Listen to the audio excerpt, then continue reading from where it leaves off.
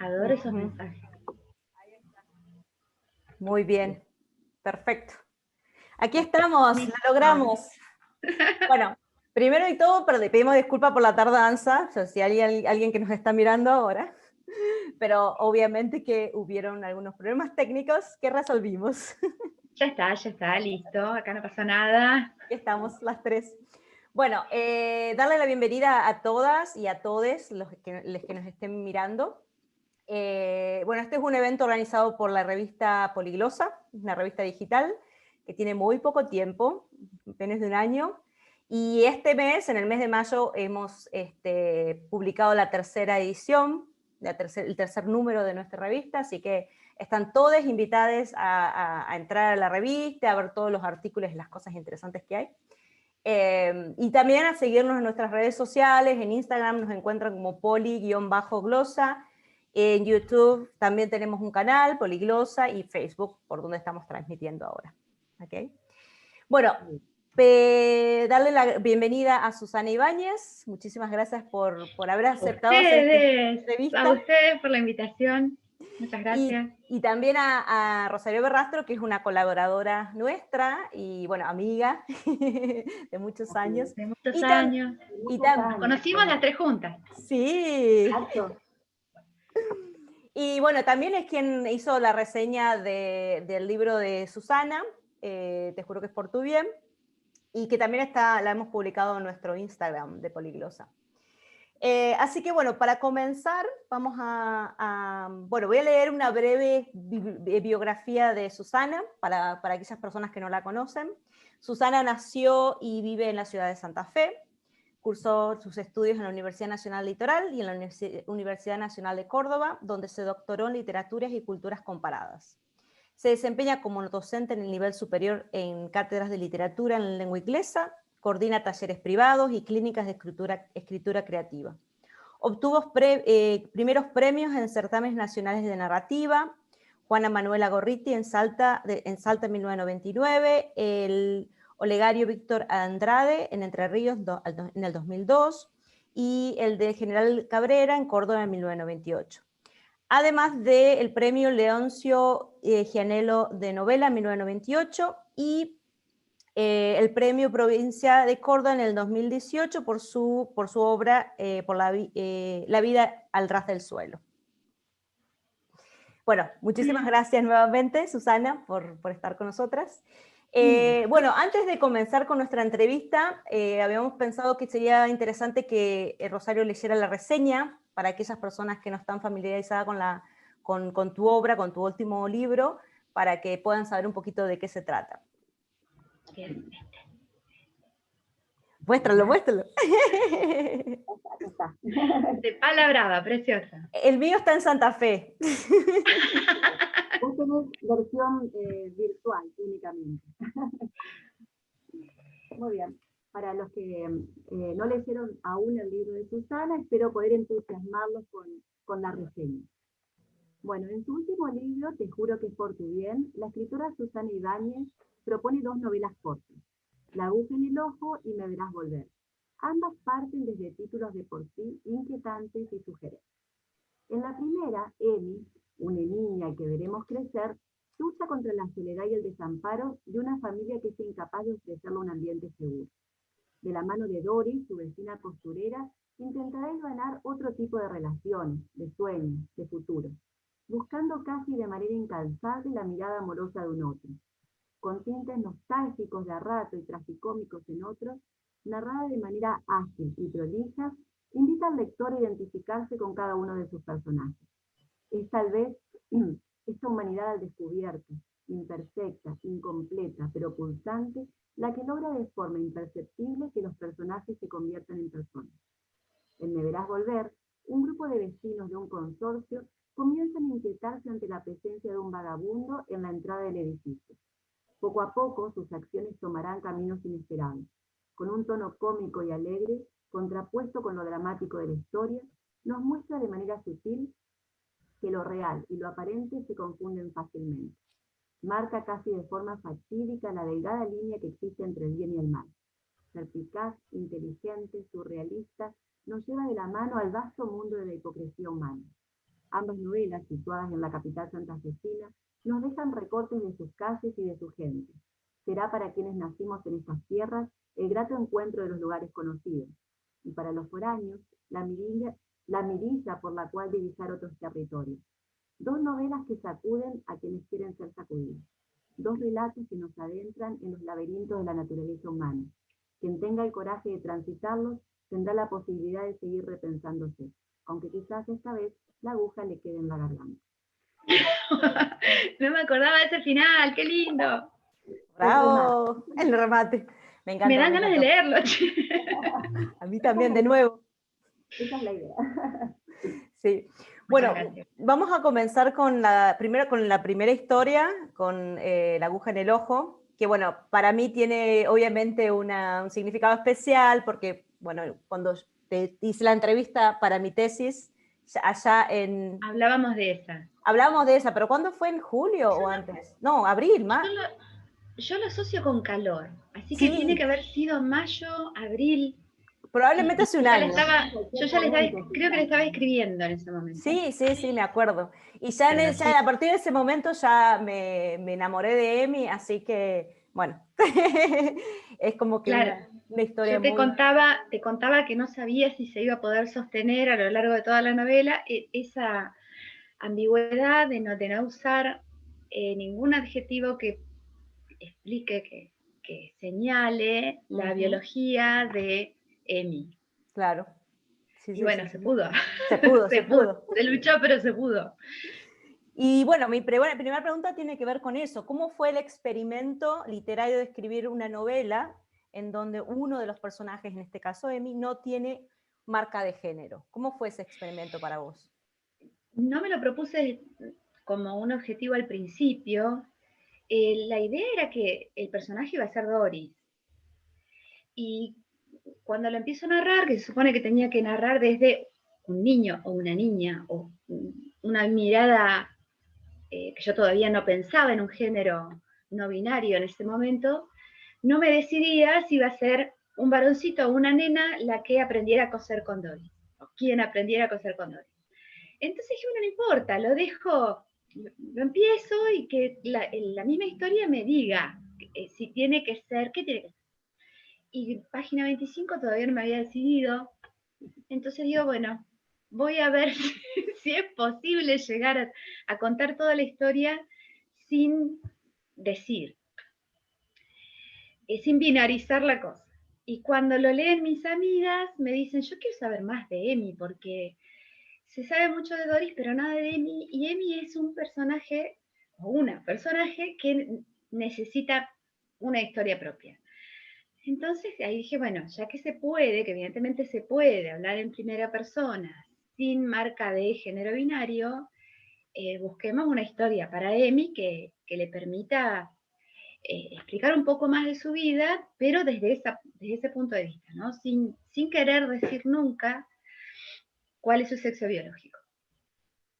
Entonces tenía que hacerle historias de amor, tenía que pensar en una profesión, me ayudaron amigos de distintas profesiones a entender el mundo del diseño. Y bueno, y quedó así, con la historia de dos personajes principales prácticamente, Doris mirada desde esta mirada vecina, digamos, que encuentra en Doris la familia que no encuentra en su casa. Claro. Justamente porque la familia rechaza esta indefinición, esta androginia, o no sabemos de él. Así que digamos que la historia pidió a la larga esa identidad que no es binaria, ¿no? Tal cual. ¿Y por qué, y cómo decidiste que sea vestuarista? ¿Por qué vestuarista y no alguna otra profesión? Por Doris, porque como Doris era modista, que eso sí lo sabía desde el principio, como Doris era modista, Emi iba a aprender a coser con Doris y su familia le marcaba un camino hacia la abogacía, que es lo que rechaza, y en vez de eso decide seguir con la idea del vestuario, porque cuando estaba estudiando abogacía entré en una comedia musical y lo que más le gusta es hacer el vestuario, entonces para irse de la casa lo que sabía hacer era coser, bueno, sigo cosiendo. Y le gustaba el mundo del teatro, medio cholule, salió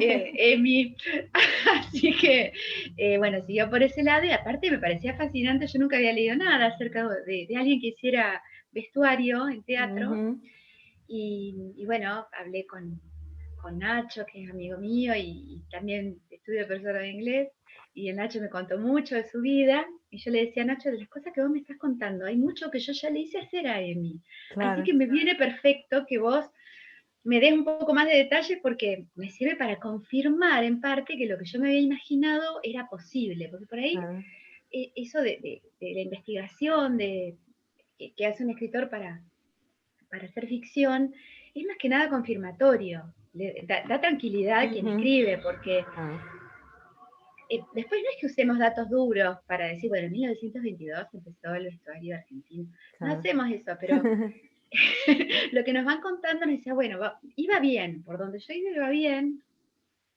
puedo agregar algo que lo haga más realista, pero la investigación a veces hace eso, no llega a aparecer en la novela, pero sí asegura que lo que uno estaba escribiendo iba más o menos por ese lado. Claro, no estás tan errado, ¿no? Tan errada.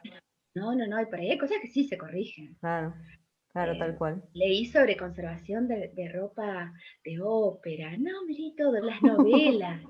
Las novelas para ir marcando el paso del tiempo y que en los lectores se active la memoria propia, ¿no? Tenía que saber a qué hora se transmitía Perla Negra. Claro. Que no podía poner una novela en un horario en el que no se transmitió, entonces me leí todo. La pasé regia. Sí, no, es un trabajo de investigación profundo y un viaje al pasado, ¿no? Pasado, porque yo encima no veía esas telenovelas, entonces, o estaba siempre estudiando o dando clases. Entonces para mí fue un mundo, viste, empecé a ver los videitos, las que recordaba era Cosecharás tu siempre. Esas sí lo recordaba, que se transmitía a la noche, pero las de la tarde no. Y me interesaba ese mundo de estar cosiendo y mirando la novela y el ruido de la máquina, bueno, esas cosas me acompañaron todo el invierno. ¿Y por qué decidiste situar la novela en esa época, más alrededor de los 90, ¿no? Así comienza, digamos. Sí, tenía que ser, imaginaba a Emi más joven que yo, pero no le quería ser tan joven que se desprendiera mucho de la vivencia que yo había tenido. Entonces, si yo hacía que Emi naciera ya en el siglo XXI, imaginaba que la familia también iba a ser diferente. Claro, entonces, una familia más abierta. Bastante rígida en algunas cosas, por eso lo llevé a los 90, cuando todavía había, o no se sabía tanto de identidades no binarias, y se entendía un poco más que se manifiesta este rechazo hacia Emi, esa falta de comprensión, ¿no? Claro, tal cual. ¿Y por qué decidiste sumarle a una discapacidad tan relevante para Emi, para el personaje, como es la vista? Al conjunto de todas las características que Emi tenía, que le hacía un otro distinto, ¿no? Eso es mío. Yo siempre digo que escribo autobiográfico y acá me traicioné. Eso es mío, las afecciones de Emi son mías. Okay.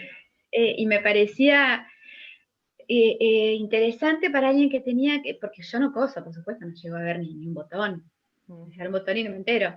Entonces yo sé lo difícil que es coser con miopía, astigmatismo, presbicia, ambliopía, todo lo que yo tengo.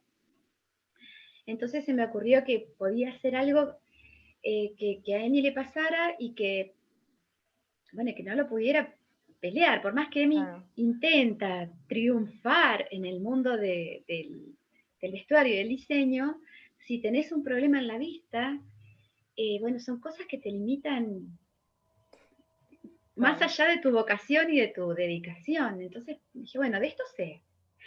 De problemas en la vista sé, entonces ¿Pero y por qué vamos a tanto darle por una. Emi? Ya tenía demasiado con ser no binaria. ¿Y por qué? Si podía ser feliz igual. No, eso no, él o ella encontró su camino por ese lado, pero una de las cosas que yo trataba de expresar con esa novela es que por ahí luchamos mucho para lograr algo y después te viene el golpe de afuera y te saca de donde vos pudiste ubicarte, que es lo que le pasa también a Doris, que era en realidad la protagonista al principio, que ella se es capaz de superar algunas cosas, pero una vez que la superó, les viene otro golpe que la tumba, y está un montón de tiempo para volver a ubicarse. Y cuando le empieza a ir bien en otra cosa, le aparece la modista enfrente, que le borda los delantales. O sea, dentro de lo chiquito que nos pasa a todos en la vida, que son detalles muy pequeños, tienen la magnitud que adquieren en la psicología de cada uno, ¿no? Cuando uno mira a la distancia y dice, yo me hacía problema por esa pavada. Y sí, en ese momento esa pavada era importantísima. Entonces, Doris tiene su historia personal con esa periodización que hace Emi de la guerra de las modistas, la pasión con el ferretero. Todo eso llena la vida de Doris, claro, al punto de hacerla exagerar, tener reacciones que, no sé, ir a arrancar los cartelitos de la modista de la cedería del barrio. Uno dice, qué pavada, pero bueno, esas cosas hacemos cuando perdemos dimensión de lo que eso significa. Cuando perdemos la perspectiva. Perdemos la perspectiva, por ejemplo, que es lo que le pasaba a Doris, y bueno, que Emi aprende con el dibujo, y lo que le decía la madre, ¿no? No pierdas la perspectiva. Y aparte que es la dinámica que se da en los barrios de Santa Fe, básicamente. O sea, yo leía esa parte y yo me imaginaba, o sea, porque yo me acuerdo de la modista de la otra escuadra, del que vende galletitas en la otra, que ahora creo que no existen más los negocios que venden galletitas. Galletitas sueltas no. No, ¿viste? Creo que no hay más. Pero en un barrio es un drama que cerca de un kiosco se abre otro kiosco. Claro. Se divide el barrio, y vos a qué kiosco vas. Y no, yo lo voy a seguir apoyando pero el otro es más barato. Entonces, hay una unidad de análisis, digamos, que es el barrio, que me parecía interesante porque las grandes pasiones no necesariamente se dan en escenarios idílicos ni se dan a un nivel de dirigentes políticos. En los barrios también, y bueno, y la vida personal, yo no quería la unidad familia solamente, sino que quería ampliarlo para pensar en cómo se dan esas pasiones en la calle, en la vereda, en los negocios del barrio. Sí, tal cual. El barrio y ciudad me interesan más por ahí que la unidad familia. La unidad familia, como para escribir, me da un poco de claustrofobia, pero barrio y ciudad sí me gustan más. Que es lo que pasó también en la segunda, ¿no? Claro, tal cual. No, aparte hay mucha descripción bueno, obviamente que mucha descripción de los lugares que son, o sea, te remiten a Santa Fe, indudablemente, mucha descripción de los edificios, esas cosas me llamaron mucho la atención, porque son muy interesantes. O sea, te podés imaginar todo, y más si sos, obviamente, de Santa Fe. Es como todo se ve más clarito. Todos encontramos un edificio ahí en pleno Santa Fe, en el barrio sur, por ejemplo. Donde se podría dar eso, ¿no? Donde se podría dar edificios viejos. Tal cual. Sí, tal cual. Sí, tal cual. Bueno, siguiendo con la novela de Emi, ¿te imaginabas que Emi iba a adueñarse de la novela, de la historia, de esta forma? No, aparte hasta me da un poco de miedo, porque yo decía, yo tengo mucho respeto por quien tiene una identidad que no es mainstream, digamos, que no es de las más comunes. Yo decía, estoy escribiendo sobre lo que no sé. Pero como la idea era en realidad escribir sobre Doris, y prácticamente a Emi le escribe Doris, o sea, o lo que le escribe, se escribe solo, digamos. Ahí dije, bueno, espero haberlo hecho con respeto, porque no es que, yo decía, a lo mejor habría sido poco respetuoso poner a Emi como personaje principal desde el principio, desde el inicio, y tratar de definir las cosas, ¿no? Es decir, cómo debe ser todo. Pero al poner a Emi como desde el punto de vista de quien narra, me parecía interesante darle voz de esa manera, no hablar de, sino hacer que Emi hable.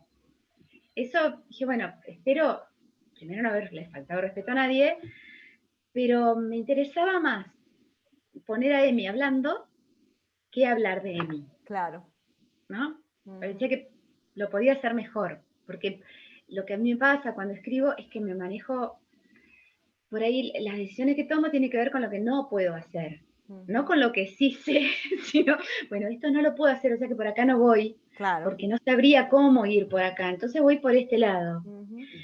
Y creo que por ahí si algo sale bien o más o menos bien es porque no me animé a meterme en lo que sé que no puedo, que no lo puedo hacer, ¿no? Entonces, bueno, hasta donde pude, llegué. Ojalá alguien Claro. que lo haga mejor, haga personajes no binarios, no binarias, y se puedan empezar a incorporar a la ficción. Claro. Sí, perfecto. Bueno, me acuerdo que, bueno, obviamente que se puede ver en toda la novela, ¿no? El estilo que decidiste, o la forma que decidiste escribir es de una forma convencional, pero donde no hay una marca de género con respecto a Emi, ¿no? Y esto se podría, bueno, por lo menos yo lo interpreto como un desafío y, bueno, viendo diferentes cuestiones y bueno, con el tema también de mi tesis que tiene que ver con el lenguaje inclusivo, lo relacioné mucho con el concepto de caballo de Troya de Monique Wittig, que es una autora, filósofa y feminista francesa. Ella sostiene que, bueno, la literatura o las obras literarias son un caballo de Troya en muchas situaciones, ¿no? Porque son una máquina de guerra. Ella, bueno, si quieren les leo, porque tengo señalado algunas cosas que ella dice. Toda obra literaria importante es en el momento de su producción como el caballo de Troya. Toda obra con una nueva forma funciona como una máquina de guerra, pues su intención y su objetivo son destruir las viejas formas y las reglas convencionales. Cuando afirmo que una obra literaria puede funcionar como una máquina de guerra en el contexto de su época, no estoy refiriendo a la literatura comprometida. Ella habla, básicamente por eso yo lo relaciono a tu cuento, porque obviamente que cuando uno lee literatura feminista sabe cuál es su objetivo, ¿no? Su objetivo es político, es plantear un problema, es luchar por algo. Pero cuando tenés novelas como la tuya, es un caballo de Troya porque en forma es como una novela convencional. Pero al entrar al lector y a ver que... entraste. Claro, cuando entra el lector vos te das cuenta que no es convencional, entonces de adentro va a transformar al lector, ¿no? O sea, como que de adentro causa la disrupción. Sí, creo que esta novela lo hace así. O sea, me parece que cuando ya estás adentro de la historia te das cuenta de que, ¿y ahora qué hago? ¿Cómo imagino a este personaje? Claro. Y yo recuerdo las personas que le iban leyendo me decían, sí, pero ¿qué es? Decime, porque no, no sé. Yo tenía una idea, o sea, cuando yo escribía trataba de borrar las marcas que yo iba dejando sin querer, ¿no? Claro. Pero después, hablando con otras personas, me decían, no, claro, porque esta chica, ¿qué chica? No es ninguna chica. Y no, les resultaba muy difícil desarmar esta idea de que es chico o es chica. Entonces yo decía, qué bueno, porque ese trabajo que hice yo sobre mí misma para dejar de pensar en esos términos y poder pensar un personaje que no se identifica con ninguna de las dos cosas, a la larga, quien lee la novela también lo tiene que hacer. Le gusta o no le gusta, una vez que entró lo tiene que hacer. Porque si hay gente que no lo hizo y que siguió imaginando el personaje en masculino o en femenino. Pero el que se animó, o quien después se dio cuenta de que, bueno, pero entonces puede ser otra cosa, podré volver a leerla, esta vez pensando siempre el personaje o como el otro género, Claro. el opuesto binario, o como un no binario, ¿será posible? Sí. Y bueno, sé que por ahí lo están haciendo. Recién, hace un tiempito me dijo una amiga, voy por la tercera lectura. En la primera no lo podía creer, lo volví a leer y sí, y ahora lo estoy leyendo otra vez. Porque claro, cada una confirma que sí, se puede tener una vida sin identificarse con ninguna de las dos cosas, en términos sociales, ¿no es cierto? Claro. Porque obviamente que Emi tiene su ideología, pero socialmente, culturalmente, no se identifica con ninguna de las dos. Claro. Sí, estaría bueno también un ejercicio de leer la novela 3 veces, una vez imaginándote Emi como hombre, una vez como mujer y una vez como no binaria, a ver Ujú. qué ¿Qué te pasa? pasa, ¿no? Que de hecho, también esa es una de las funciones de la X en lenguaje inclusivo, o sea, Sí. una de las funciones de la X cuando uno lo usa en la escritura es para que el lector ponga en esa X la marca de género que quiera, ¿no? Ujú. Ahí vos pones si querés el problema de la X que no se puede nombrar, no se puede pronunciar, pero... Como lo había empezado a escribir, como había empezado a escribir la novela en primera persona, Uh-huh. eso me permitió después seguir y terminarla en primera persona. Yo en tercera no iba a poder hacer Claro, a Emi no binaria. En claro. algún momento el lenguaje se me iba a caer. Uh-huh. Se me iba a caer como yo lo estaba pensando, ¿no? Claro. Desde un lenguaje convencional, Uh-huh. sin lenguaje no binario. Entonces, bueno, la primera persona permitió eso, darle voz a alguien que tiene una identidad no binaria Claro. y que el lenguaje no se caiga porque en primera persona no necesitas usar ningún adjetivo que tenga marca masculina o femenina. Claro, tal cual. Uh-huh. Y Sí, los sí. adjetivos que se usaban no eran de ese tipo, eran Uh-huh. otras calificaciones, pero no es. Sí, sí, sí. No, está, bueno, a mí me encantó y me parece, bueno, está logradísimo. Está logradísimo. Gracias, gracias. Bueno, Me tengo divertí. dos preguntas más, así pasamos a la otra historia. La primera es si pensás seguir experimentando, entre comillas, con el lenguaje así, y si en algún momento se te ocurrió o podés considerar usar el lenguaje inclusivo en tus escritos, en tus obras. Por ahora, para el narrador, para quien narra, no me lo imagino.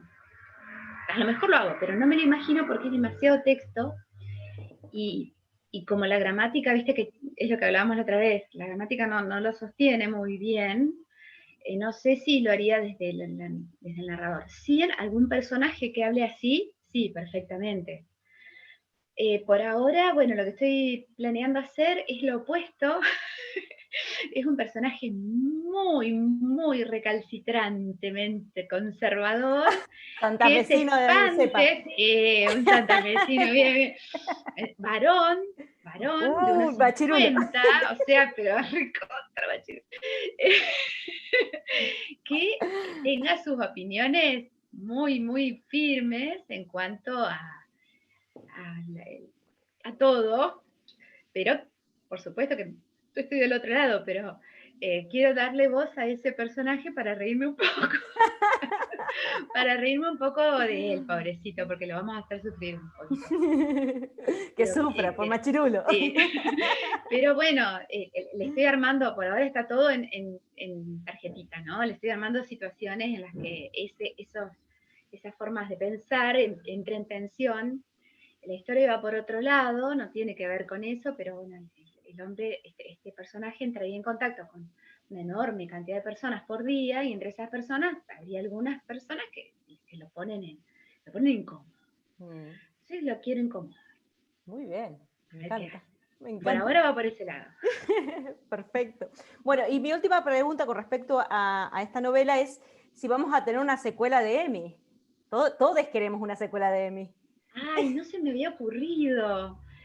No sé, yo lo veo, Ya más siglo XXI. es que sin Doris me cuesta pensar a Amy. Sí. Para Porque no Doris, caer bueno, tan... Sí, tampoco no, caer en las segundas partes no son buenas, ¿no? claro, no lo spoileemos, pero bueno, Amy como que queda solite al final de la novela, entonces no se me había ocurrido. Eh, no, por ahora no. Si se me ocurre algo, tal vez. Pero Espero, lo veo medio cerrado ya eso. espero que Emi te hable por atrás y te dicte para que escribas. Y que me vista, que me haga un vestido.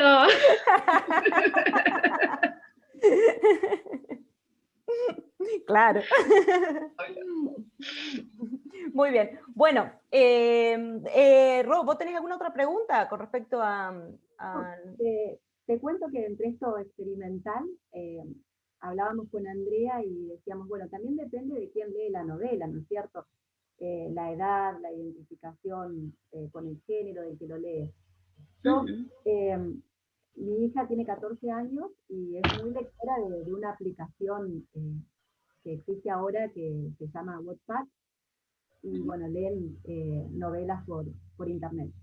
Entonces, como tienes ese training para leer, le dije que lea la tuya y que me dé su opinión. Y bueno, te dejo ese como regalito para una niña de 14, ahora siglo XXI. Emi es queer. Claro, sí, Es claro, queer. directamente, no importa qué, eso de andar poniendo etiquetas, pero qué costumbre.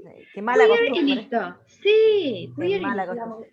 Depende también de quién es el que lo lee, Ujú. cómo lo ve, si lo ve con ojos de hombre, con ojos de mujer, nosotras que tenemos otra edad, tal vez lo imaginábamos o dentro de la homosexualidad o dentro de la, eh, bueno, como gay, hombre o mujer, y a lo mejor una persona mucho más chica, generacionalmente, lo interpreta de Ya otra lo manera. acepta, claro. Hicimos Por eso. eso también le di una pareja varón y después una pareja mujer, Exacto. Uh-huh. porque quería seguir molestando. Claro. Hay que romper las estructuras, de eso se Sí, sí, trata. sí, sí. Yo decía, bueno, quien llega a este punto y se imaginó una cosa, Se le voló la cabeza. Exacto. sí, sí. Por eso digo que me divertí. Sí, totalmente. Uh-huh. Totalmente. Muy bien, bueno, Bien. pasamos a ¿Pasamos a la la... segunda? Sí. Bueno, siguiendo con esto de los narradores, y eh, bueno, algo que a nosotros nos llamó mucho la atención, creo que no solamente a nosotras, sino a todos los lectores, en la novela, en la segunda novela, es el tema de este nosotros tan inquietante. Misterioso, sí. Y quería que me cuentes cómo surgió el tema de narrarlo desde esta perspectiva plural. También surgió desde una cosa que no me salió. Yo me había propuesto, o sea, hacía mucho que me interesaba el narrador en primera del plural, lo había visto por primera vez hacía décadas, no digamos cuántos, en la novela Los Parásitos de Daphne du Maurier, son 3 hermanos y se usa un nosotros para narrar desde los 3 hermanos, y por algún momento se desglosa hacia uno, hacia otro se habla de uno, pero se sigue hablando desde un nosotros. Entonces decía, esto algún día lo quiero hacer. Entendiendo. Bueno, se me ocurre la idea del tipo que se instala en el consorcio, dije, listo, vamos a hacer un nosotros y que el consorcio sea el nosotros. Sí. Y no me salió. No podía. O sea, empiezo, al principio sí, cuando armo la reunión de consorcio, al principio, para ir presentando personajes, ahí sí salía el nosotros, pero cuando ese nosotros empezaba a tener voz irónica hacia tal o cual, decía, no puede ser una voz irónica y un nosotros. Entonces se me iban desprendiendo de nosotros los distintos personajes.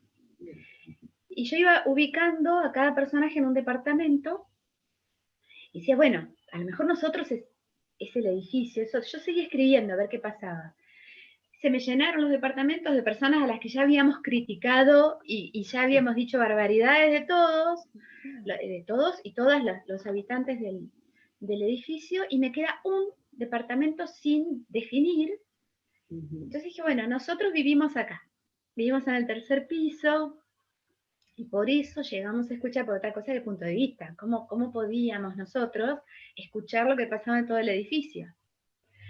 Entonces la manera era, bueno, ese edificio antiguo con el ascensor jaula, que me encantan, que va por el medio de la escalera, sí. Y que es cierto, si uno está hablando desde un piso de abajo, se oye arriba, ¿no? Por eso hay tantas escenas cerca del ascensor, porque yo tenía que asegurarme de que nosotros escucháramos desde el 3er piso. Y bueno, así se armó ese narrador, tuve que corregir muchísimo, porque por ahí se me incluía escenas que ese narrador no podía conocer, porque es un narrador focalizado, o sea que tenía que ser todo algo que nosotros pudiéramos escuchar de alguna manera o nos enterábamos. Por eso después lo tengo que inventar a Gómez, al portero que entra después en una segunda versión, como alguien que lleva y trae, para que nosotros nos enteremos de algunas cosas más. Y bueno, después se me ocurrió el resto, las cosas que hicimos nosotros. Después queda libre también, viste que dicen las canciones cuando las canta alguien, son del que las canta, del que las compone, cuando salen a la luz y se publican como los libros, ya no le pertenecen más al escritor, Sí, ya tal le cual. pertenecen ¿A quién las canta? docente o al lector.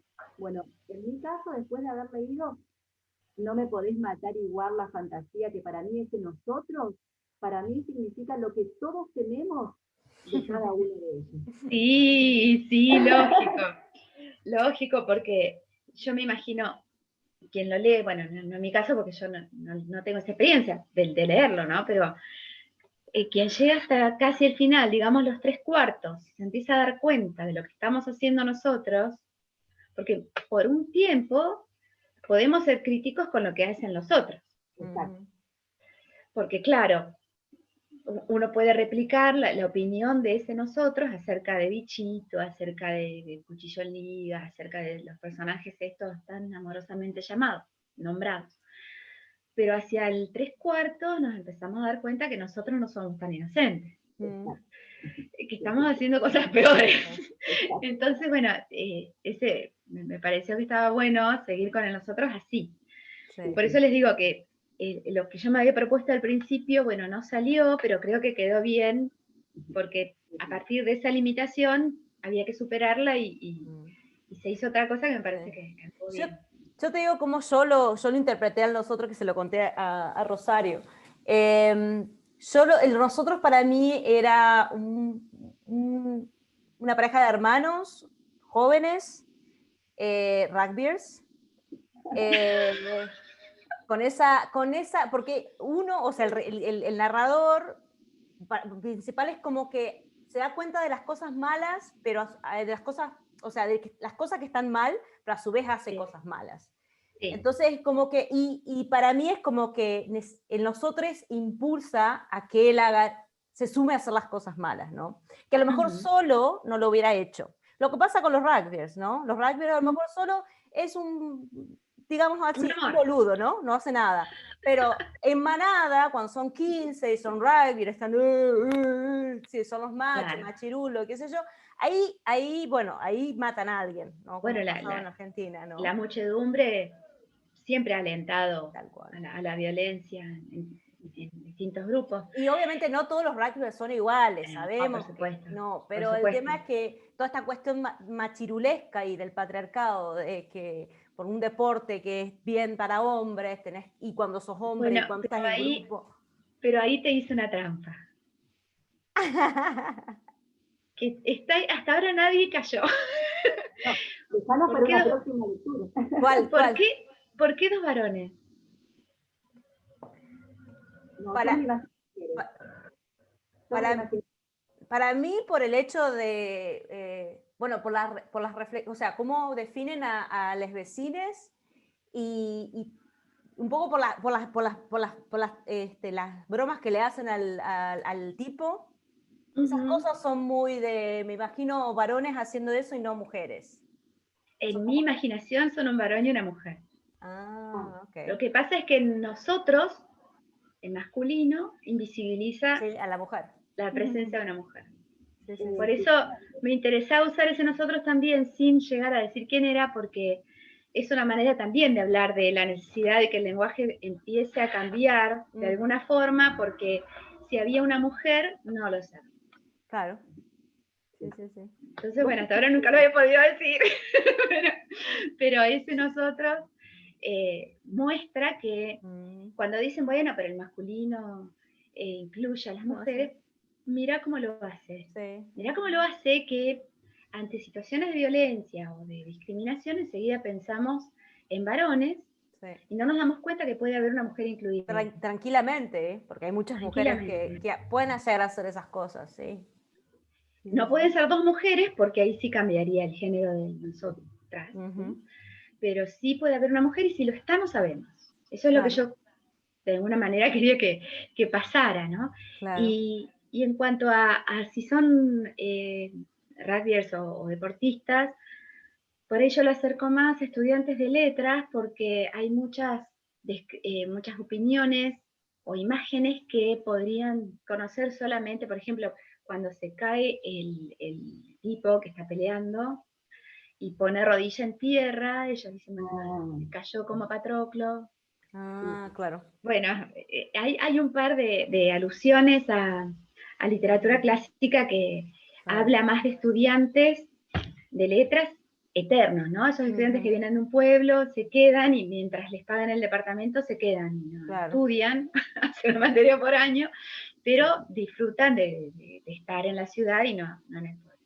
Claro. Ujú. No podrían hacer estas locuras que hacen, no los estarían mirando más de cerca, me parece, si Claro. estuvieran en su casa.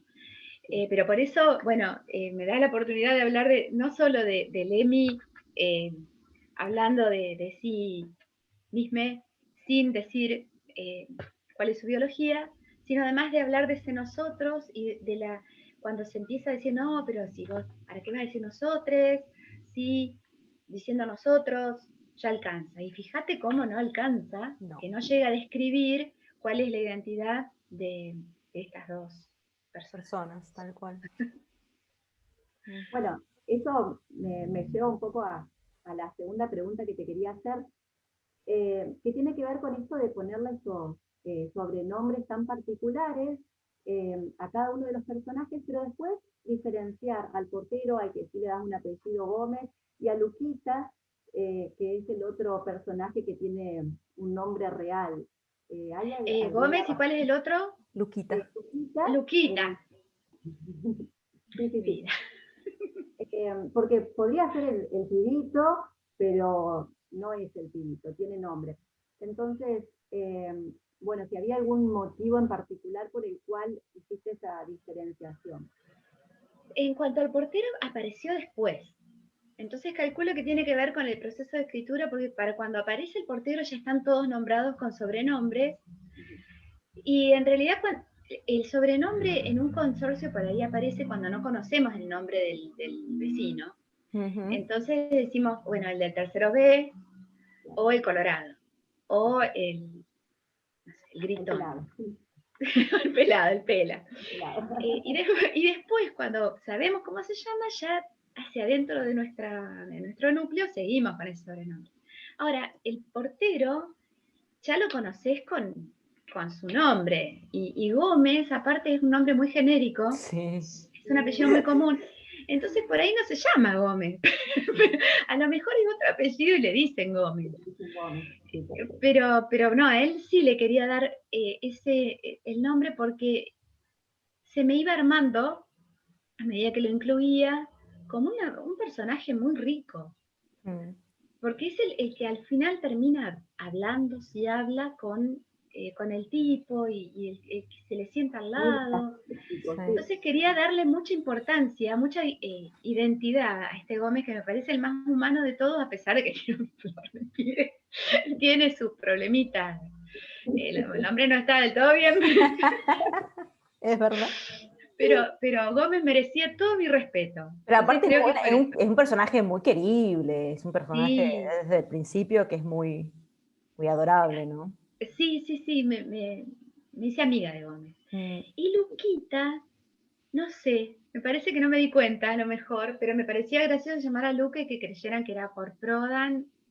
Es muy asqueroso, muy de cheto decir, ay, aparte yo decía, ¿cómo van a decir eso? Porque obviamente que no le pusieron Luca por Prodan. Y pensar que eso, pues, ay,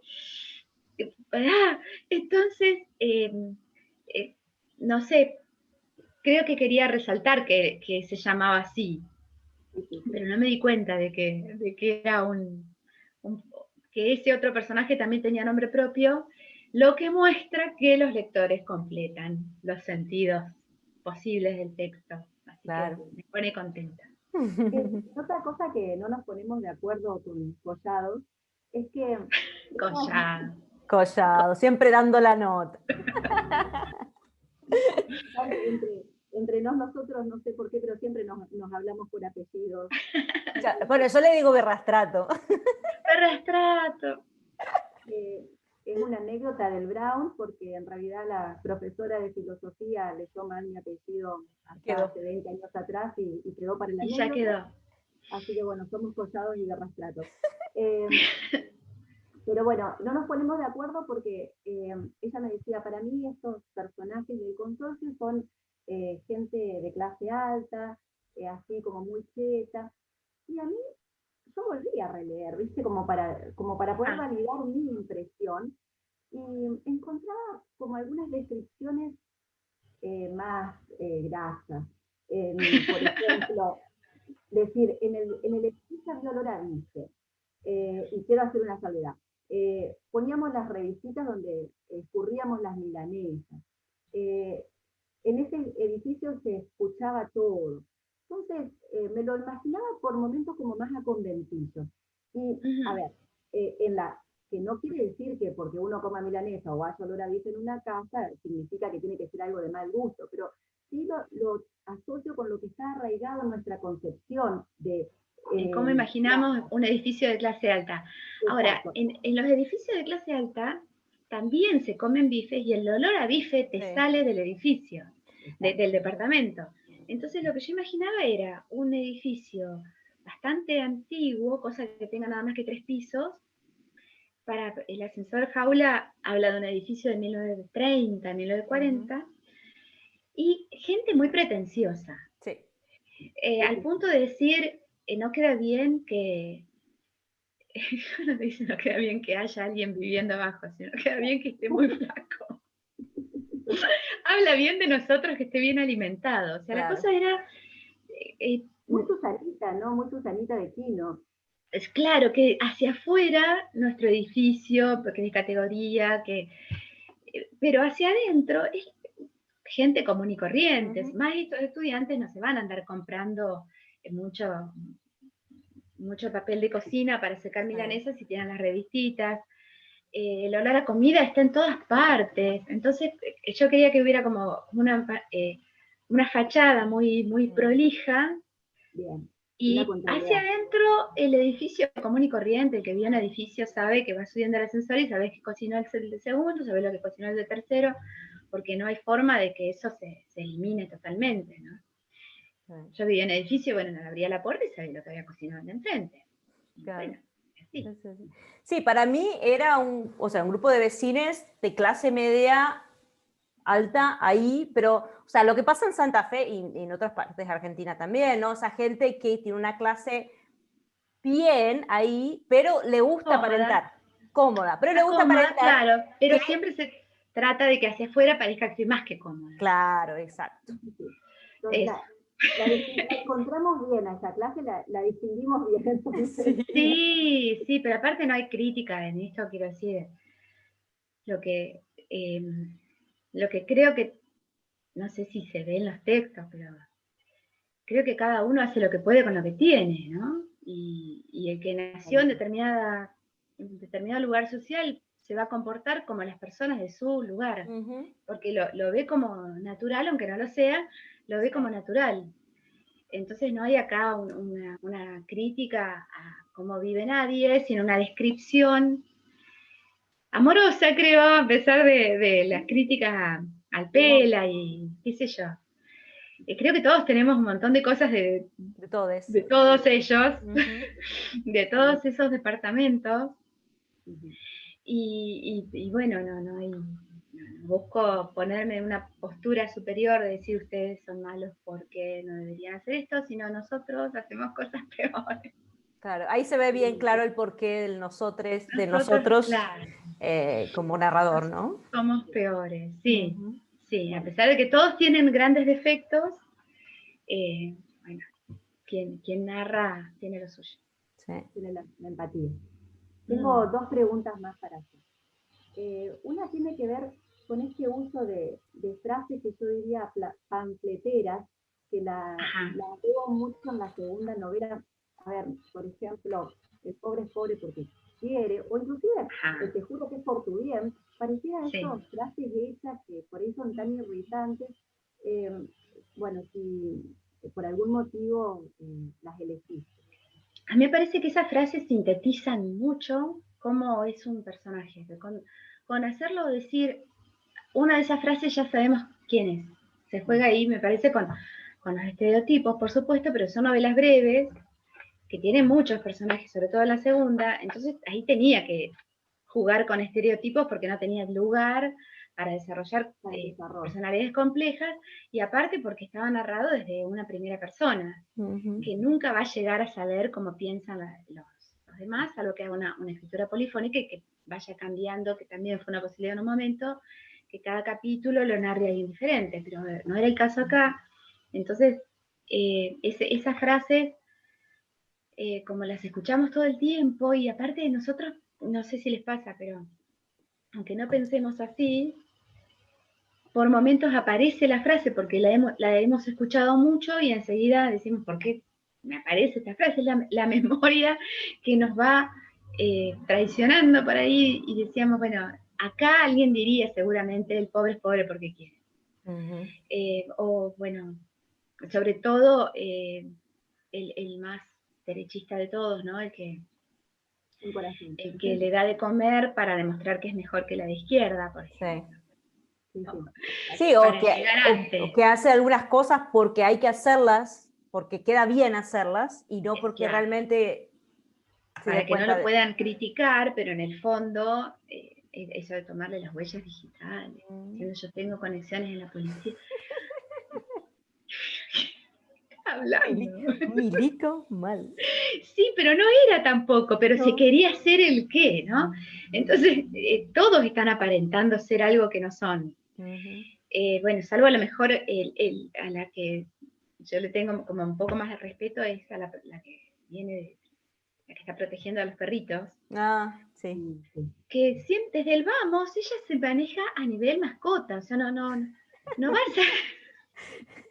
va a salir de ese nivel. Ella no le da de comer al tipo, ella se preocupa por la cernita del perro, pero no pretende otra cosa, no se hace la que en realidad tiene otros ideales. Entonces, esa me parece que es la más auténtica. Hay varios que son auténticos, pero también la Cuchillo en Liga es la más luchadora y también le merece mi respeto, aunque por ahí se va de mambo en algunas cosas, pero bueno, ¿quién no se va de mambo en algún momento? Tal cual, más con las injusticias, ¿no? Claro, llega un punto que no podés seguir peleando porque ya el sistema te venció y ya... Entonces, esas frases que también ella las tiene, ¿no? También Cuchillo en Liga tiene su esloganera, para mí sirve para describir rápido, digamos, y para ubicar en un edificio que está hecho de estereotipos de personas. Claro. Está muy bien logrado. Y el último, que también es más confirmatorio que pregunta. A ver. Nosotros con Andrea veíamos que su escritura es como limpia, como que menos es más y está muy pulida. Nosotros la interpretamos como algo que va al hueso. Y queríamos saber o confirmar si es que tu influencia de todo lo que has leído en inglés y todo lo que has tenido yo creo que sí, ha como modelado en cierta forma esta manera de narrar que la vemos distinta a las narraciones en castellano. Sí, yo creo que la lectura de literatura, sobre todo estadounidense, que tiene un poco más esa impronta, a lo mejor la inglesa puede conservar algunas formas un poco más ornadas por otra tradición, pero sí, creo que lo anglosajón ha dejado su marca. De todas maneras, no me gusta, es el estilo que me sale primero, pero la idea, he escrito otras cosas que tratan de salirse de ahí, ¿no? de usar el lenguaje en toda su riqueza, pero sí, a mí me gusta disfruto cuando leo algo que está escrito así, pero también entiendo, y me pasa que si yo ornamento mucho, tengo que poner al narrador en una profesión o con una identidad que justifique esa ornamentación. Pero por eso mi marca no es tanto la del lenguaje simple, sino más bien la de un narrador muy focalizado. Para un lenguaje un poco más ornado, yo necesitaría un narrador que sea un narrador omnisciente, que me parece que no lo haría, o un personaje que narre desde una identidad barrocona, digamos. Alguien que hable así todo el tiempo, me cuesta imaginarlo. Y no quisiera que sea un escritor, el narrador, porque tampoco quiero personajes escritores, aunque bueno, caí hace poco. Caí en eso. Caí porque no quería, pero bueno, apareció. Entonces eso me pasa, que me parece que para que resalten los personajes, prefiero que el lenguaje desaparezca. La postura de Orwell, en algún momento, Orwell decía que, bueno, también se lo criticaba por eso, ¿no? Que el lenguaje tenía que ser como una ventana, como un vidrio, para poder ver a través la idea, o el personaje, o la historia. Y que si en una página había dos palabras que saltaban porque eran más complejas o de otro registro, había que sacarlas, para que el lector se olvide de que está leyendo, ¿no? y que vea la historia sin la interferencia del lenguaje. En estas dos historias pasó eso. Imagino que, bueno, hay otra novela que estoy corrigiendo, en la que uno de los personajes narra con otro lenguaje, pero porque narra en primera persona y es una escritora. Entonces tiene otro bagaje de vocabulario. Pero cuando habla otro personaje ya no habla así. Entonces lo que me interesa es que el lenguaje esté muy atado a la identidad de quien narra. Si no, lo vería como algo muy raro, que bueno, si elijo un personaje que es, no se me ocurre, pero una empleada de comercio de 18 años, título secundario, empleada de comercio de 18 años, no puede tener un vocabulario de un escritor de 80. No tendría ningún sentido. Cada uno tiene su manera de hablar y me interesa eso porque es lo que también habla del personaje. El personaje se termina de describir con su manera de hablar. Por eso tengo el oído muy abierto lo más que puedo y anoto todo lo que veo nuevo, quién lo dijo, qué edad tiene, qué hace, para ver si puedo usar eso con algún personaje en algún momento. Las formas de hablar me fascinan. Y la sociolingüística me dejó alguna marquita en el cerebro. Hay una parte que uno de tus personajes dice, ay, nos fuimos de mambo, arre. Arre. Y sí, porque si eran jóvenes, tenían que en algún momento, había más marcas, pero sacamos algunas. Tenía que usar el lenguaje de alguien de 23, de 23, 24. Y arre, yo no lo uso, pero sé que se usa, en algún momento lo podían decir, y con eso solo ya le pongo edad, no tengo que decir qué edad tiene. Claro. Porque no había mucho tiempo, mucho espacio tampoco, y quien narra no anda diciendo nosotros tenemos 23 y 25 años. Claro. Ahí dice eso. Entonces, bueno, que digan arre, y con eso ya está. 2021 y en sus 20. Sí. No sé, Andrea, si tenés alguna pregunta. Sí, yo tengo una última pregunta y bueno, podremos aprovechar mientras yo te hago la pregunta y hablamos de eso. Si alguien de las personas que nos están viendo quiere preguntar algo, puede escribir en el comentario en el Facebook y la leemos. ¿Alguna pregunta para Susana o para nosotras?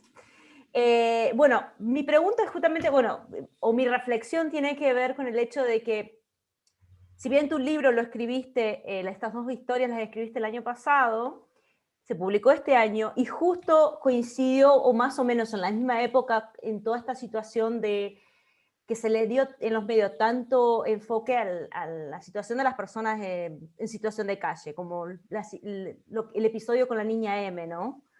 Entonces, o sea, como mi pregunta es, cuando vos creaste la historia y pusiste el personaje del tipo, o sea, ¿por qué decidiste abordarlo de esa forma? ¿Por qué decidiste escribir una historia sobre una persona en situación de calle? Ahí también hubo un pequeño experimento que tenía que ver con lo que yo percibo como limitación en la escritura. Tenía que ver con cierta elegancia, pseudo elegancia en la escritura. Después de Emi, de escribir el de Emi, yo me notaba como muy fina, como todo cuidadito, todo, que la ropita, que los accesorios, y como que me dio un poco de impresión. Y dije, ay no, yo tengo que aprender a hablar de otras realidades que no son tan elegantes como Doris. Que bueno, muy elegante no era Doris. No, mucho dorado Doris. Entonces dije, bueno, y lo hice como un ejercicio. En realidad nunca pensé que a la editorial le fuera a gustar al punto de querer publicarlo rápido. Mi agradecimiento eterno a Palabrava por haber seleccionado ese ¿Las redes sociales de Palabrava? Sí, Editorial Palabrava, vayan y miren porque siguen publicando y están sacando unos libros hermosos. Cuando quiero empezar a ver hasta dónde puedo describir situaciones un poco más escatológicas, hasta dónde me animo. A ver, ¿qué haría yo si tuviera que describir a alguien que no está limpio, que hace cosas que no se hacen en público? ¿Hasta dónde llego? Entonces dije, bueno, para hacer algo breve, busco un personaje que justamente puede hacer un montón de cosas en público que los narradores vean y critiquen, ¿no? Entonces, bueno, pienso en alguien en situación de calle porque, además del problema de higiene lógico de vivir en la calle, en algunos casos, por alguna situación psicológica también, pierden inhibición, ¿no? Entonces pueden hacer acciones que la mayoría de la sociedad condenaría. Entonces, bueno, lo escribo, pero como una forma de probarme a mí, de ver hasta dónde puedo llegar. Y cuando lo termino y lo empiezan a leer, me dicen, hay un amigo mío que me dice, yo creí que vos eras profesora. Yo no sabía que yo te tenía como una docente respetable y veo ahora que no.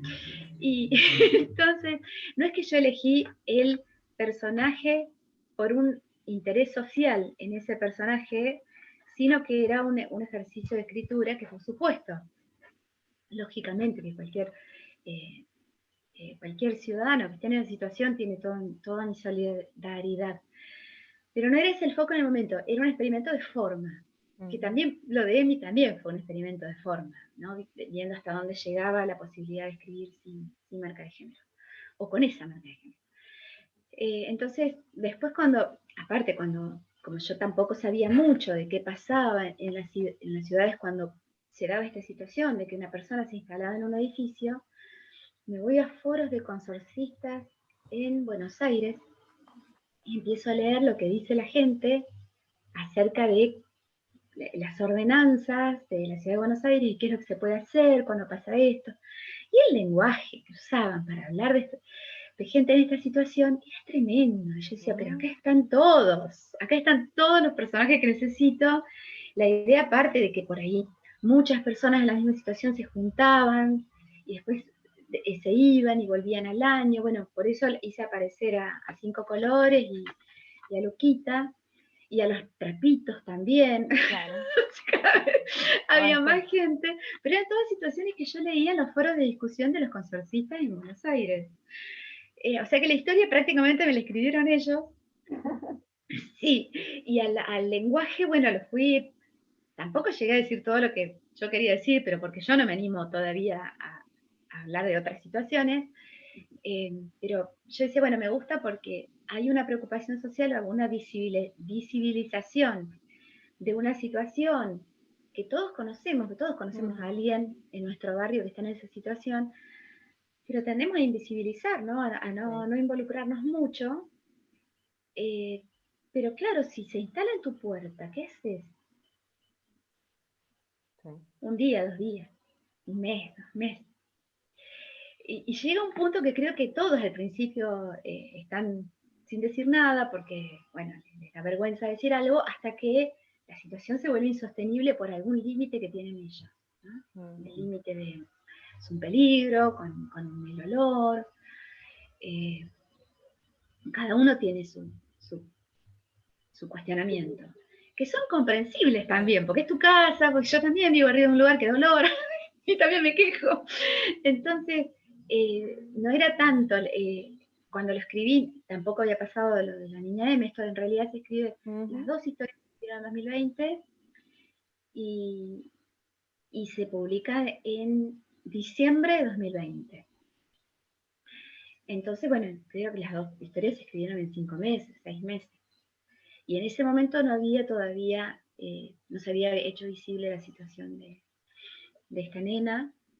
Sí, yo había visto un montón de cosas, no sé, me pegaron en la calle, una mujer que me pegó, entonces yo decía, bueno, todo esto, en algún punto, todos hemos tenido alguna experiencia y alguna reacción. Entonces, la idea era que la historia pusiera que nos hiciera repensar cómo reaccionamos, y a ver si podemos reaccionar un poquito mejor.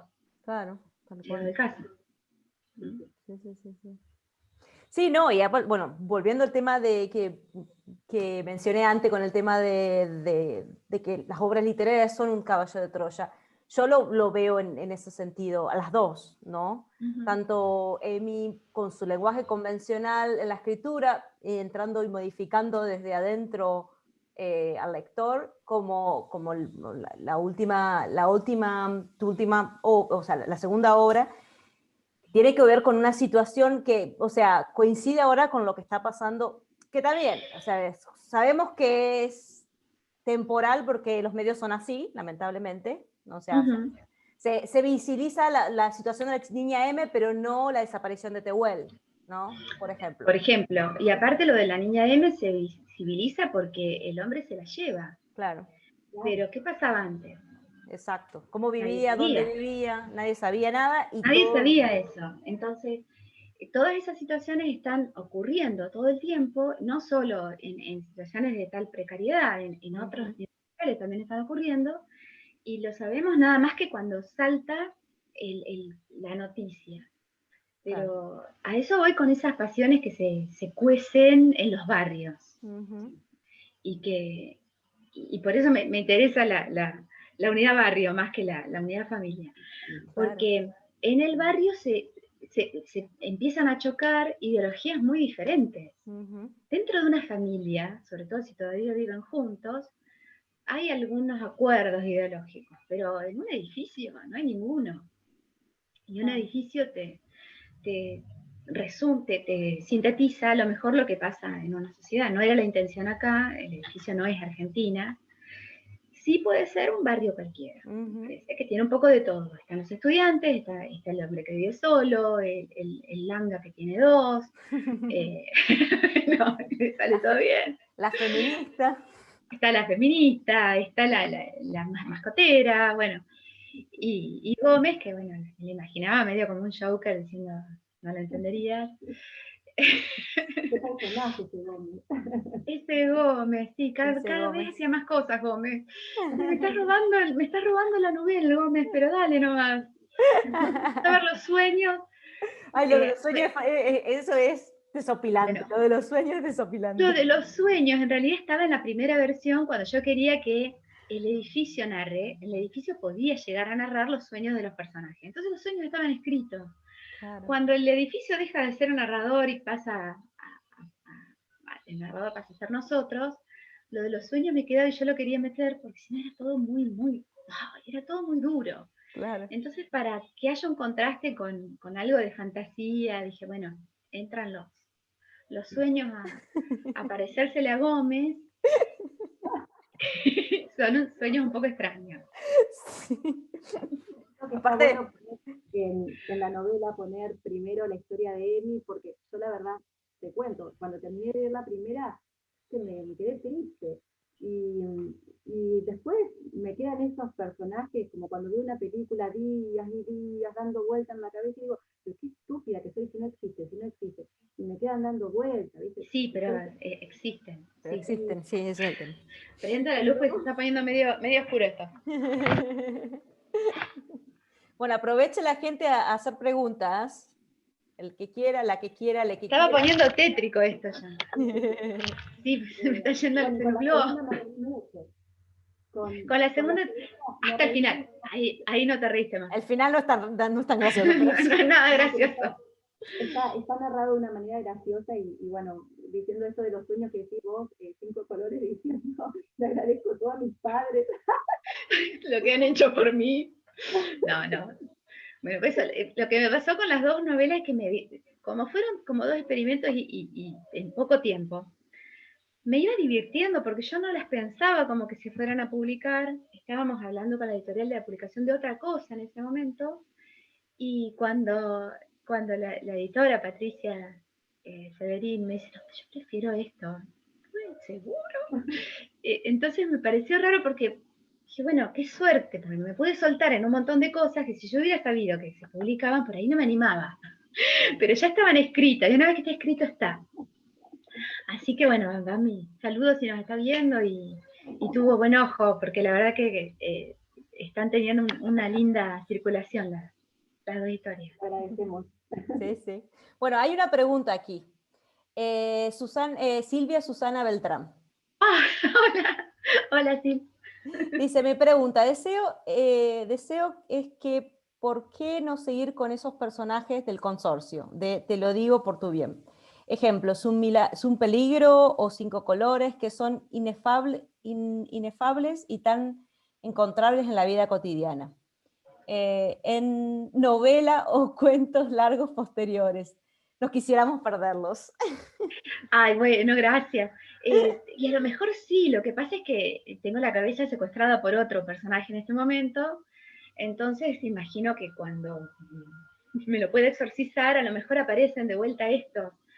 Lo que pasa es que, no sé, no se me ocurre historia para que sigan haciendo maldades porque, porque no le vamos a dar tregua, los vamos a seguir criticando.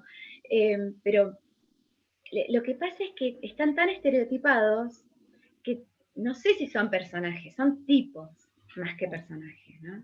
Entonces ya tendría que darles otro, si Thomas un peligro, por ejemplo, para quien no lo leyó, es una señora grande que bueno, que todo le parece peligroso y que el tipo esté ahí es un peligro y que el agua moje el mármol de la entrada es un peligro porque se pueden patinar y que, bueno, todo lo que pasa es un peligro.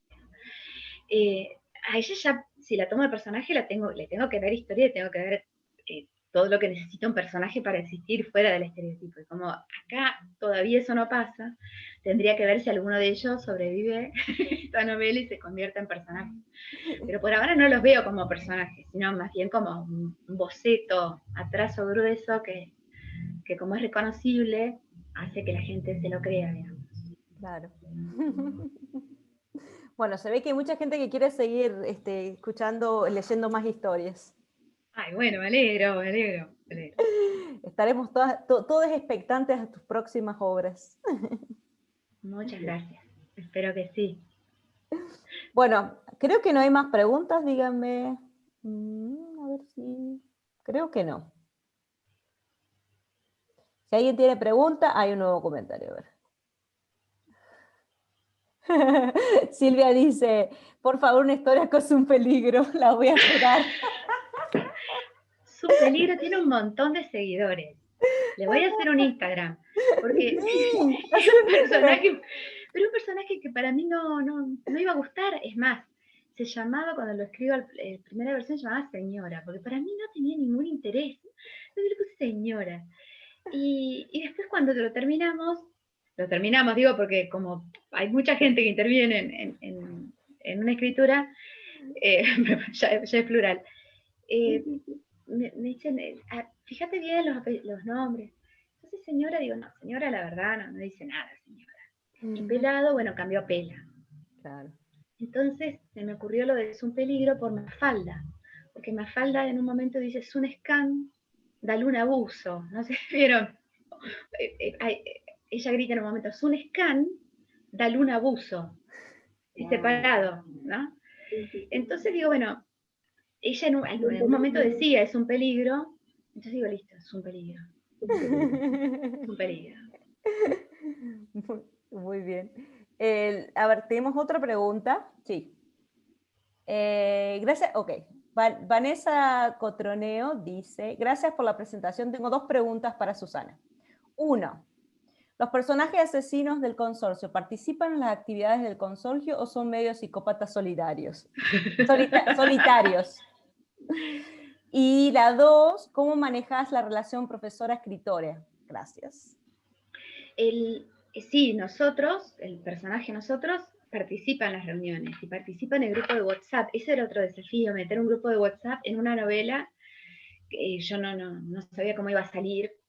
Participan y molestan, porque fíjense que cuando hay que elegir la reja para poner en el frente y dejar al tipo afuera, votan justamente lo que nadie quiere votar, pero para molestar joder. y para que haya que volver a votar. Entonces sí, participan, pero desde esa actitud de reírse de todo, que no les importa nada, ¿no? Y profesora y escritora me costó mucho, 15 años. Nada.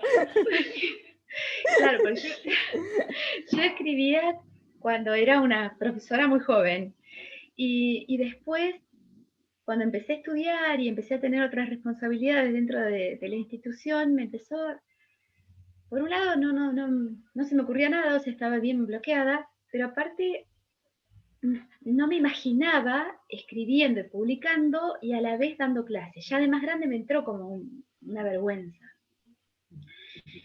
Y vuelvo a escribir cuando recupero la docencia a tiempo completo, pero como que ya me importaba menos. Como que ya no importaba, que digamos, mi identidad docente ya estaba establecida, ya no me importaba tanto lo que pensaran, y además porque lo que escribía en ese momento era muy convencional, digamos, no había... Ahora, que esto ya no es tan convencional, creo que la edad te trae eso, es una de las buenas cosas, que ganas perspectiva, como dice Emil, y te das cuenta que lo que haces a nadie le importa mucho, o sea, a los estudiantes no les importa tanto lo que uno hace en su vida. Pero bueno, hubo una época en la que sí, estaban muy presentes. No sé si están así, Susana. O sea, nosotros, yo me acuerdo que a mí me importaba lo que hacían. Chupeaba mucho sobre la vida de nuestras profesoras. Me acuerdo que sí.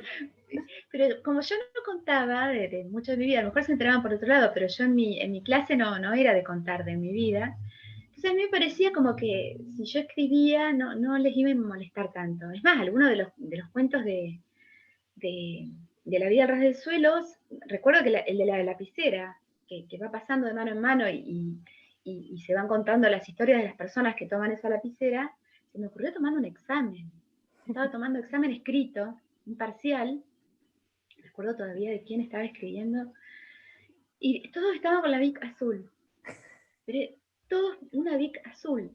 Entonces yo decía, las Bic azules deberían ser comunitarias ya, porque al que se le cae una Bic azul, bueno, otro la levanta y sigue escribiendo. Y dije, acá hay algo. Y ahí en el medio del examen me puse a pensar quiénes podían levantar una virome del piso y que podía dar lugar a ese cuento. Entonces dije, bueno, a la larga, la experiencia docente me puede estar dando algo que decir. A mí me parecía que no tenía que decir, todavía no tenía que decir. Claro. Entonces, bueno, pasaron unos añitos y después sí, después ya sí, ya me animé. Sí. Muy bien. Muy bien, a ver que igual tenemos unos mensajitos. Muy linda la charla, felicidades a Poliglosa, aguante Poliglosa. ¿Qué más? Geniales los textos y la entrevista. Doris es maravillosa, felicidades. Ok, Alicia se tuvo que ir. Muy oportuna y necesaria hablar de la gente de calle tan invisibilizada.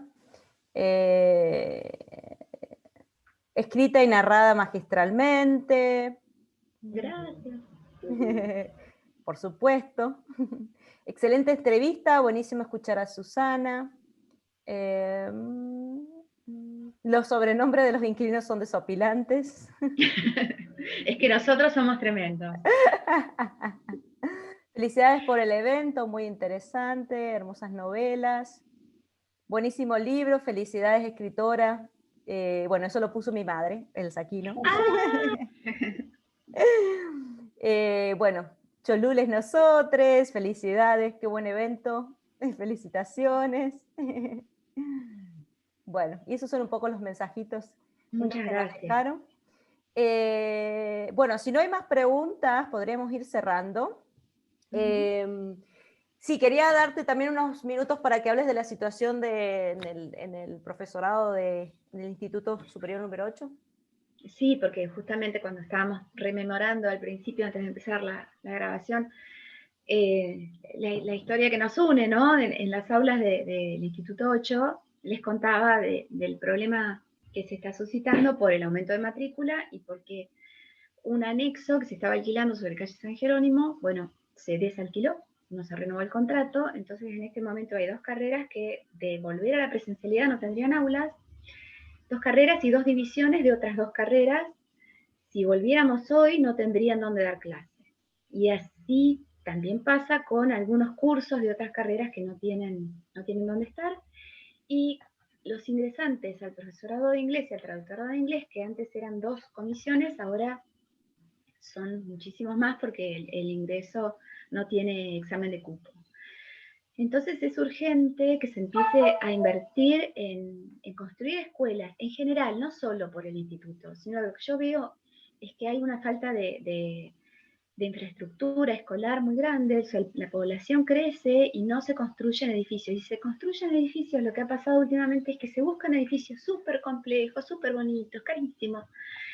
Y por ahí, invirtiendo la mitad, podemos hacer 2, ¿no? Y tomar un poquito más gente, que las divisiones sean más chicas, que las escuelas sean pequeñas, así los docentes tienen la posibilidad de llegar a todos sus alumnos, que haya menos alumnos por aula. Hace poco hubo una investigación que trataba de entender por qué los estudiantes de escuelas rurales habían andado mejor en las evaluaciones nacionales que los estudiantes de escuelas urbanas. Hello, son menos. Son menos estudiantes por docente. El docente hace siempre todo lo que tiene, pero una cosa es dárselo a 5 y otra cosa es dárselo a 40. Son más personalizadas, ¿sí? Claro, entonces entendamos que construir escuelas pequeñas con pocos estudiantes, que no es una inversión tan grande, puede solucionar muchísimos problemas de muchísimos barrios. Y en el caso del instituto, que forma traductores e intérpretes, pero además tiene una escuela de idiomas y además tiene muchísimas carreras docentes, la inversión es importante porque justamente están formando a quienes van a ser docentes en los próximos 30, 35 años. Ni nada Entonces, más ni nada menos. Claro, si se desfinancia justamente la formación docente, después las mismas voces que desfinancian esa formación empiezan a decir, ay, los docentes no están formados. Y no tenés aulas, están los vidrios rotos, no hay baños, y eligen otra cosa para estudiar, sobre todo si les vas a pagar como les estás pagando.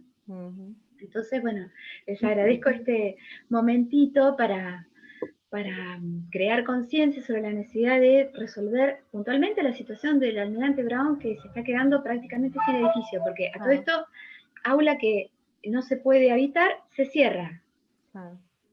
El aula está llena de humedad, no arreglamos la humedad, cerramos el aula, no se puede dar clase acá. Entonces cada vez son menos aulas, cada vez más estudiantes. A lo mejor la virtualidad trae alguna solución, porque tal vez muchos estudiantes de otras ciudades que se tienen que mudar a Santa Fe para una educación presencial pueden continuar con una formación virtual a partir de la experiencia que están ganando los docentes en 2020 y 2021. Claro. Las prácticas no pueden ser virtuales, o sea que en algún momento las prácticas van a ser presenciales otra vez. Y hay talleres y prácticas que tienen que ser presenciales. Entonces, bueno, quería visibilizar un poco esta problemática que no es solo del Almirante Brown. Hay muchas escuelas, o sea, hay muchos edificios habitados por 3 instituciones. Una que funciona a la mañana, otra a la tarde y en horario vespertino hay otra institución o hay talleres de oficios, y los edificios se caen a pedazos. Tienen su vida útil.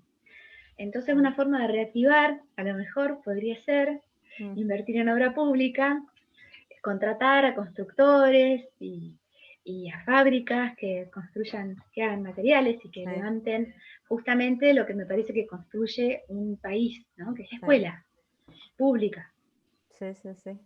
Bueno, que gracias a esa escuela pública tuvimos la educación, por lo menos Rosario y yo tuvimos esa educación gratis que hoy por hoy agradecemos porque nos une. Nos une y es lo que hasta el momento nos ha mantenido, nos ha dado de comer y nos ha dado tantas felicidades también, ¿no? Proyectos importantes, claro que sí. Sí, tal cual. Muy bien. Bueno, contanos, Susana, ¿dónde podemos conseguir tu libro?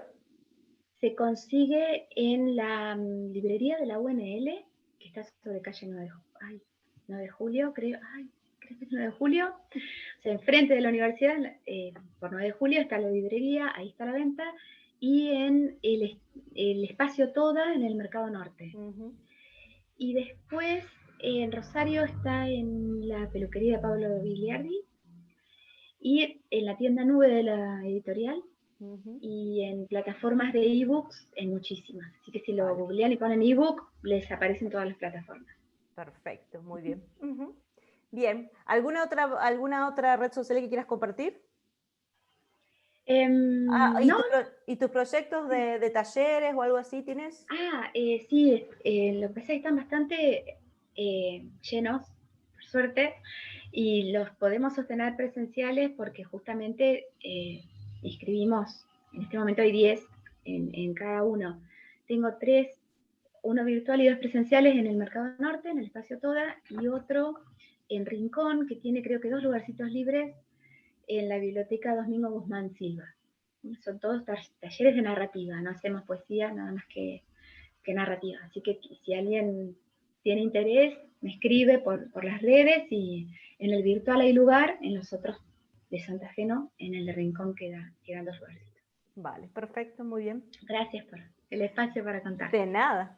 Bueno, y también sigan obviamente a Poligrosa, en nuestra página es poligrosa.com, Instagram poli-glosa y Facebook también Poliglosa, así que bueno, como dije al principio, tenemos un nuevo número, nuestro tercer número, salió en mayo, con un montón de artículos muy interesantes en diferentes idiomas, inglés, español, portugués, porque esa es la idea, y diferentes estilos también, así que espero que nos visiten y les guste. Y también las personas que quieran colaborar y publicar en Poligrosa son bienvenides. Así que bueno, eso por ahora es todo. Buenísimo. Mil gracias, chicas. Fue casi como estar tomando un cafecito. Sí, unos mates. En la cantina. Igual, chicas, no se vayan. Vamos a terminar la presentación en vivo, pero seguimos por Zoom nosotras 3. De acuerdo. Así que buenísimo. Saludamos a todos los que nos vieron y los por mensajes lindos. Y nos vemos en la próxima. Buenas tardes, buenas noches.